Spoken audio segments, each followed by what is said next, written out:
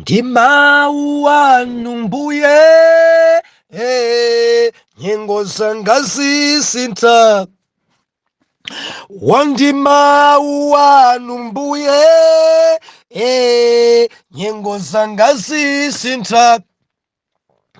Ondaonela Isaki anapempela, nyengo zinasinta. Ondaonela Labeka anabala, nyengo zinasinta. Mau anu ndi mau anu mbuye, nyengo zanga zisinta. Mau anu mbuye, nyengo zanga zisinta. Ondaonela Ayuda anagonjetsa, nyengo zinasinta.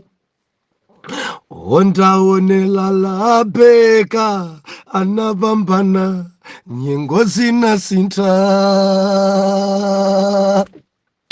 Ndikulandireni okondedwa omvera konse kumene muli. Heneleke Tchale mtumiki wanu believer, lero pa 21 August 2023, subtopic nyengo zouma. Mwana Mulungu, tinasowana masiku angapo kona la munda believer. Tinali ndi chinsonkhano chachikulu kwambiri kuno Bangula. Kunabwera anthu masauzande. Ena munaona status. Tagonjetsa, tapambana, endi Mulungu adali mbali yathu. Ndipo fire meneyi believer sanate. Get ready chitipa lachisanu imeneyi kubwerayi. Tikhala tikuyamba kuchitipa. Fire kumapetu kuchokera kunsanje. Tidzanyamuka pano pa 24 lachinayi kubwerayi. Nyamuka kunsanje ndikukagona pa Mzuzu, kungogonera ulendo. Mawa mwake lachisanu mamawa ulendo mpaka na kuchitipa. Kumene konso masiku atatu. Kuyambira Friday, Saturday, Sunday masana kumaliza, kumadzulo kwake pakalonga, paja pa Chilumba, kungokhala ndi mapemphero usiku okha. Oh, hallelujah. Sunday mene kumaliza mawa mwake.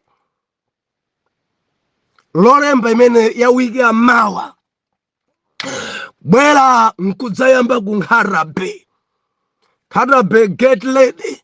Malo ake eni ndikudziwisani pamene tikudusa mulendo kuti kuchitipa tikakhala pakuti, kunkharabe tikakhala pakuti, ndipo tikakhala kunkharabeko kuyambira Monday kudzabwera Tuesday ndekuti tamalizapo pa 29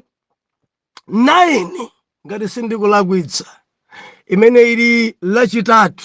Tidzakhala tili pa Mzuzu, kungopuma pang'ono kuti mama mpaka na madzulo Mzuzu, osati kulalika, kungopuma kukonzekera Lilongwe. Get ready ku Lilongwe tidzayamba pa 31 kandi ulandola kaya. Koma lachinayi ya wiki ya mawa tikuyamba ku Lilongwe usiku paponda mali. Nsewu jopita kubunda kapena kuti ku Mitundu timakhwerera paja pa 6 miles ndi around 5 to 6 kilometers kufika pa ponda mali.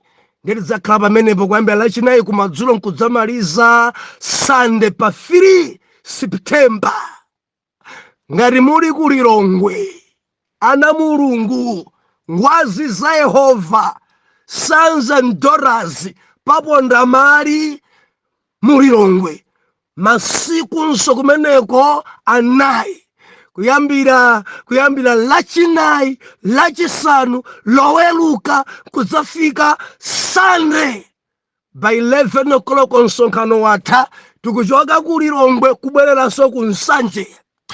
Mukhoza kundimvetsesa kuti ndi wiki ya busy fire vangeli mbali yende miyoyo ibwere kwa Ambuye maintasasa musatope pindanibe ni maondo.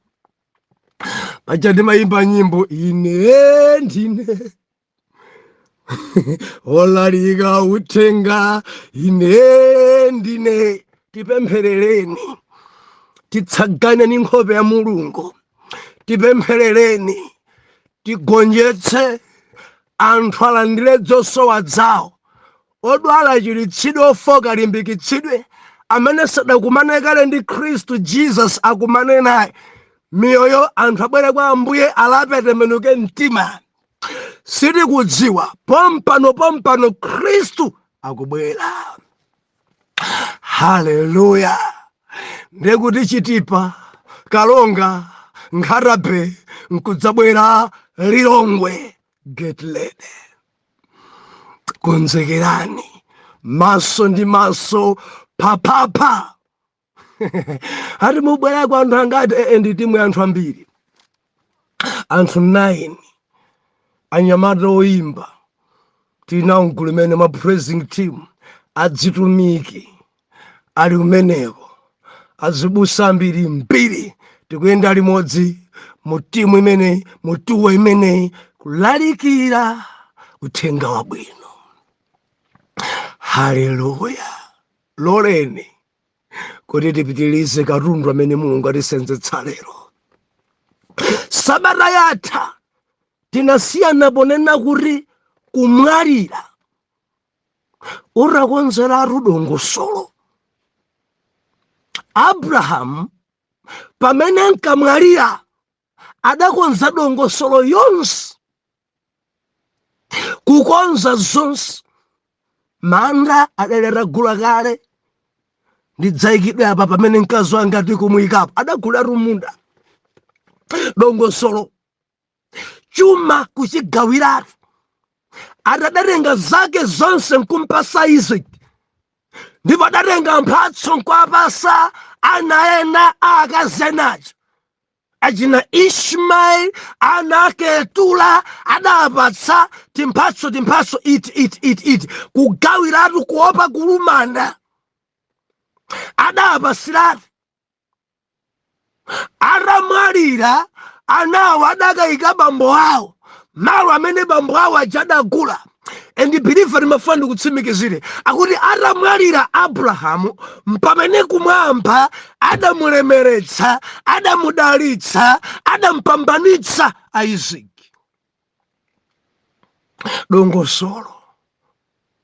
Dongosolo ndewikatati manena kuti mukapanda panga dongosolo dziana dzake Tula zidzaluma mwana wanu.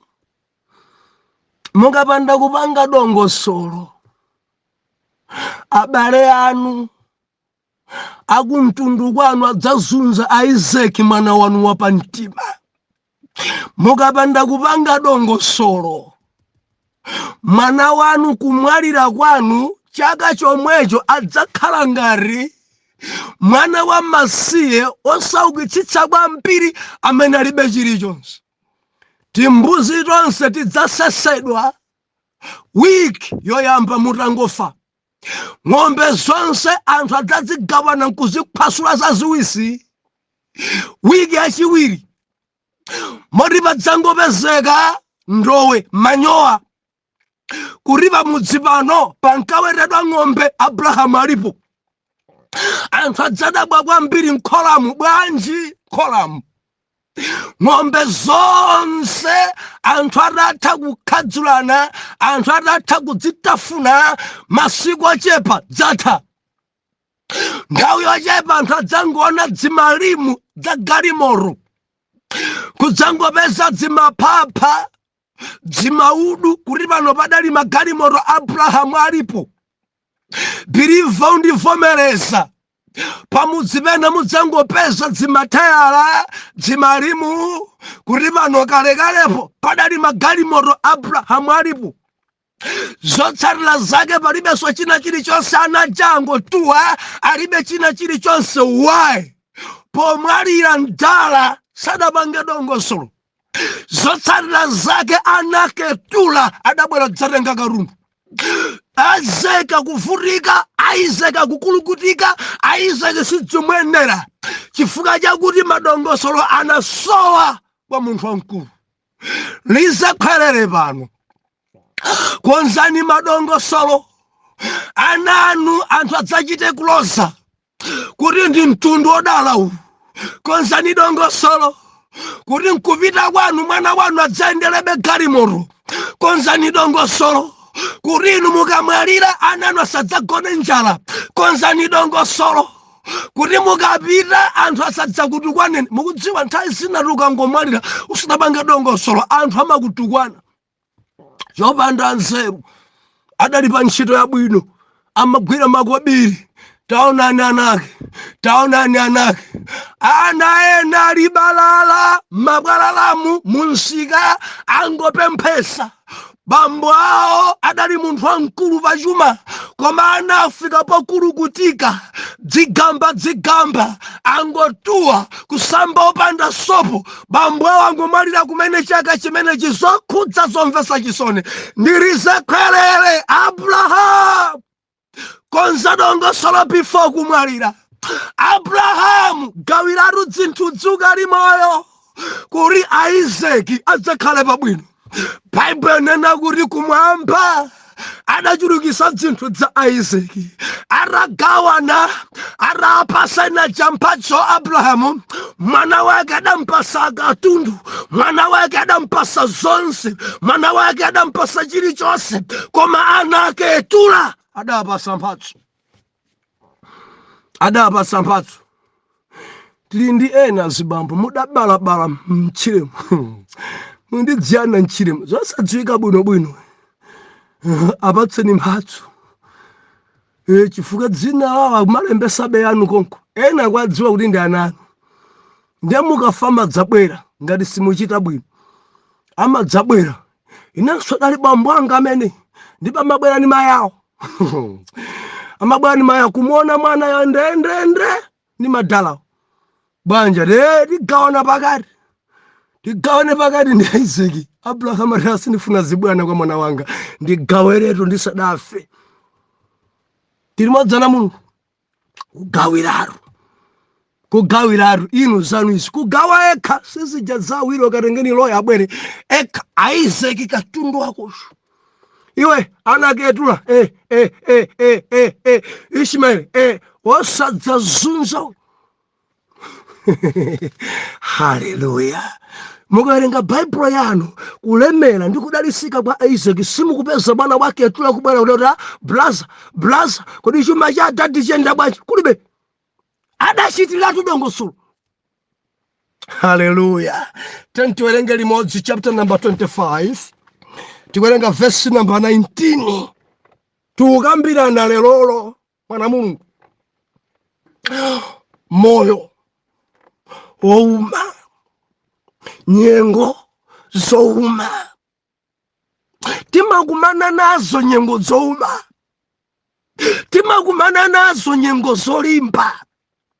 Timakumana nazo nyengo zosamveseseka. Timakumana nazo nyengo zolilisa. Timakumana nazo zosamveseseka. Wadalitsidwa Aizeki. Chilichonse ali nacho Aizeki koma adakumana nawo. Adakumana nazo nyengo zouma. Tiwerenge mawu a Mulungu. Verse number 19, chapter number 25. Mawu otsogolera. Esau ndi Yakobo. Verse number 19. Mibado ya Aizeki mwana wache wa Abrahamu ndi iyi. Abrahamu anabala Aizeki. Ndipo Aizeki anali wa zaka 40 pamene anakwatira Labeka, mwana wa mkazi wa Betuelo Msuria wa ku Paladamu, mlongo wace wa Labani Msuria. Ndipo Isaki anampembedzera mkazi wace kwa Yehova popeza anali ouma. Ndipo Yehova analola kupembedza kwake, ndipo Labeka mkazi wace anatenga pakati. Time pamenepa omvera, tiumva ife nkhani mkarimu. Baibulo inena kuti bwana Isaki mwana wa Abrahamu auripatsa kuti mibado yake ndi tikayipitiriza tidzapeza mibadoyo. Malemba anena kuti Abrahamu adabereka Isaki, nayenso Isaki adabala, koma sanabereke Bilifa, mkazi wake anali wouma. Mwana Mulungu Isaki atamukwatira Labeka, mwana wa Betuelo, anakhala pabanja zaka over 20, mwana alibe. Biliva ndikunena kuti zaka zoposa 20 ali pabanja asadabereke. Ndiye Baibulo inena kuti adachizindikira Isaki kuti mkazi wanga ngouma. Adachizindikira Isaki kuti mbanja muno mwana lilibe. Chimene Isaki akuchita Biliva, akutenga stepe. Nyengozi nzouma, nyengozi nzolimba, nyengozi zosamveseseka, nyengozi zikubwereka. Koma chimene adachita mzibambo uyuyu, Baibulo linena kuti adapinda mawondo, adapembedzera. Ndimanena ine sabata yatha, mzibambo ali ndi ntchito. Mzibambo ndi wansembe m'banja, ndi opembedzera wa banja. Azibambo ndimafuna ndilise kwerere, tili ndi udindo ife ngati ansembe opembedzera banja lathu, kupembedzera kupinda mawondo, kumapempherera akazi athu, pempherera ana amene Mulungu atipatsa, kusala chakudya kupempherera mkazi, kusala chakudya kupempherera ana. Ene mwindi ana atatu mudzapempherera poatchula mayina awo kuti ana anu zikhale ziphona, ana anu Mulungu apambanitse, ana anu aphunzire bwino, ana anu akhale ana achitsanzo. Mkazi wanu kumampempherera mkazi wanu aende muchigonjetso, kudzodza kwa Ambuye kukhale pa mkazi wanu, maso aja zikhala pa inu mkazi wanu. Kodi mumazidziwa zimayi wamakumana nazo? Samanenatu zina zimene makumana nazo. Ndimati ndilise kwerere, adada pindani mawondo mudzapempherera akazi anu.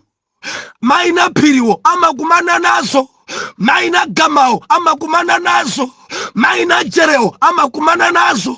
Amasoweka intercessor, amasoweka wansembe amene amapinda mawondo kupemphera mkazi wake, ndi cholinga chakuti mkaziyo aende muchigonjetso.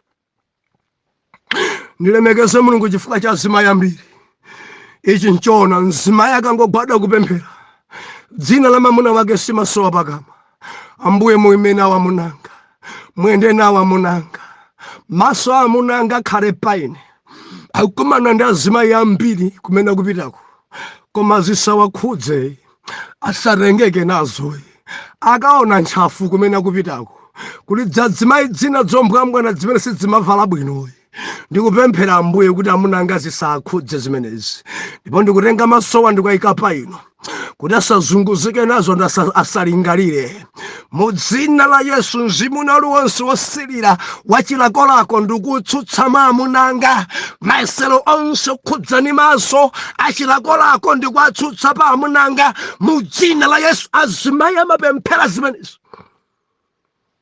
koma azibambo sitimapemphera. Mumaganiza kuti akazi anu ena sangafune?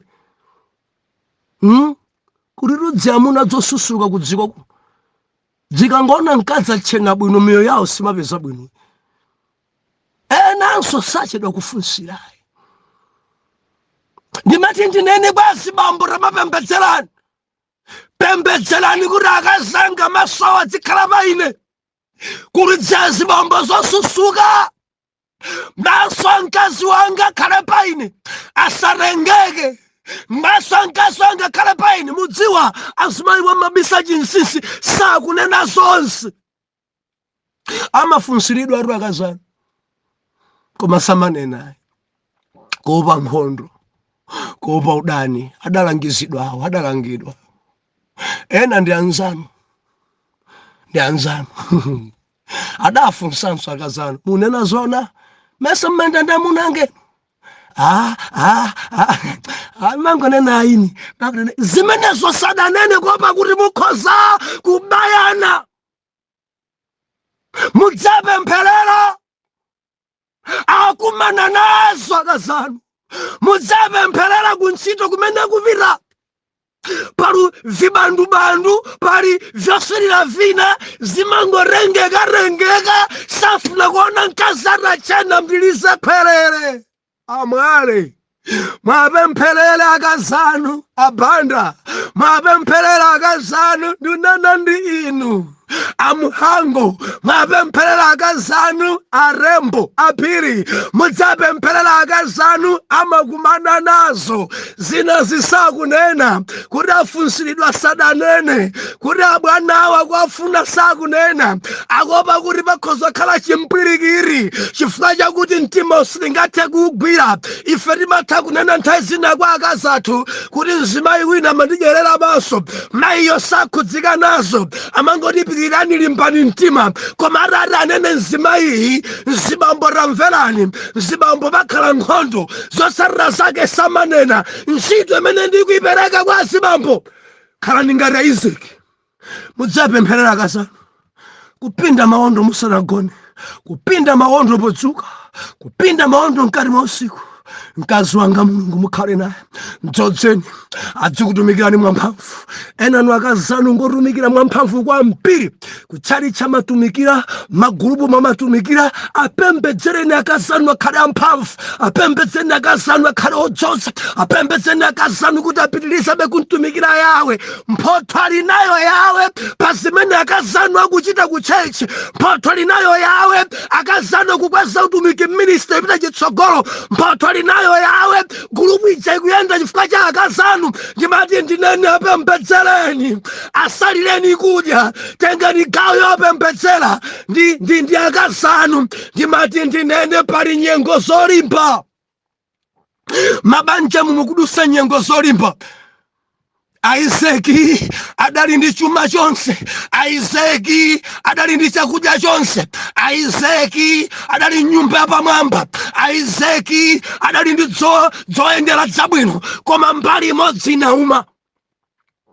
Nyengo zouma zinali kwa mwana. Mimba ya mkazake inatsekedwa. Sanali kubereka Rebeka. Chimene anachita Isaki sukatenga mkazi wina kuti ayese thupi. Ayi.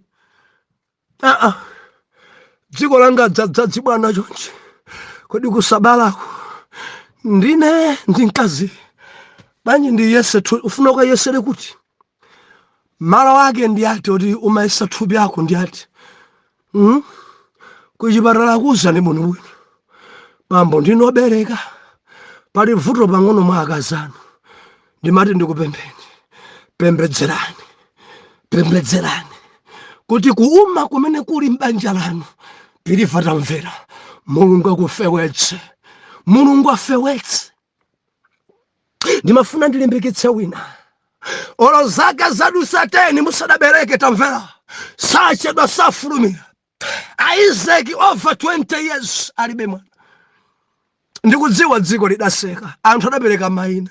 Ngogwa mpapaya. Ngosabereka. Ndi gojo. Anthu amanena zambiri kudziko kuno. Ndikulimbikitse kuli Mulungu kudziko.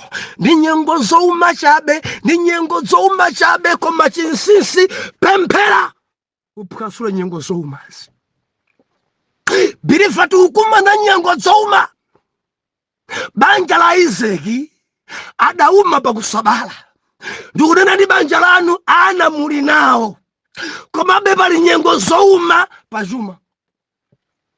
Sidzuyenda pachuma kwesa kutakaraka kuthamanga kudzitchalaso ndale wekhanso kugwa ndi milomo pi amathamanga kuti ziyende, koma zotsatira zachangu zimenyesa pansi ndi milomo. Nyengo zouma pachuma. Ali ndi ana 8 koma chuma. Anawo makabudula awo, zovala zawo, ngakhale school fees zalephera kwalipirira. Wa nyengo zouma. Nimafuna ndinene pembedzera, nimafuna ndinene kankhira kwakuya. Nyengo zako zauma, sidziuyenda mukudusa nyengo zouma. Ena chuma chilipo, ana alipo, koma nyengo zouma. Marenda akadwala mwana uyu kudzabwera mwana uyu, pamene yakuchira uyu akupita kuchipatala. Matenda. Nyengo zauma. Nyengo zauma. Ndi mawu a Mulungu amene amamasula nyengo zouma. Mundimva mwana Mulungu, ndili ndi funso ine. Ni mbali iti ya moyo wanu imene ili youma. Ndi amika Mbuye muli pa ntchito. Ndi mbali iti imene ili youma. Simukukwasula mpompa mpaka na pano nyengo zouma. Kutsogolo kuli zikhomo zopondereza nyengo zouma. Mpingo muli nawo koma sukukula nyengo zouma. Muli ndi gulupu anthu kumangopanga left nyengo zouma. Sidzikuyenda mumalandira salale koma ndalamazo magwirisiro ja ntchito sakudziwika kumangopesa ndalama zatha pano mwalo womwe akatapita tamvera. Nyengo zouma. Nyengo zouma. Nyengo zouma. Ayeseke kutiphunzitsa tikamakumana ndi nyengo zouma tidzipinda maundo ndikumapemphera. Tidzipemphera. Anthu akulima koma sidzikulongosoka. Nyengo zouma. Nyengo zouma. Ana kupita ku sukulu koma sakukhoza mayeso. Nyengo zouma. Nyengo zouma. Pantundu wawo sagwirizana kumangogwebana. Zosayenda mabodza pwirikiti. Nyengo zouma.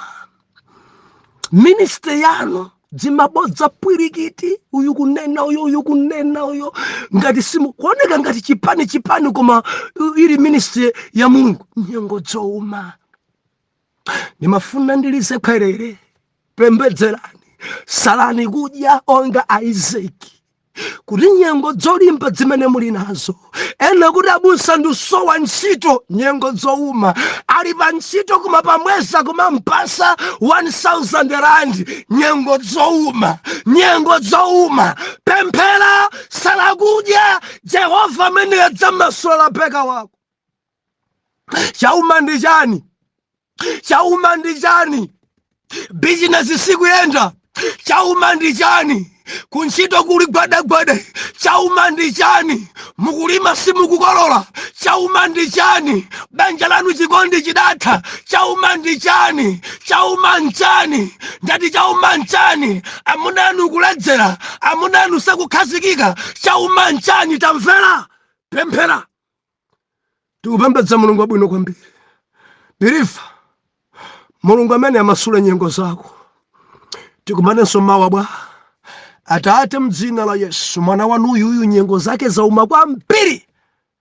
Ndikupemphera masuleni, mthandizireni. Mwa Yesu Khristu oyera mtima tiyankhe kuti amen and amen.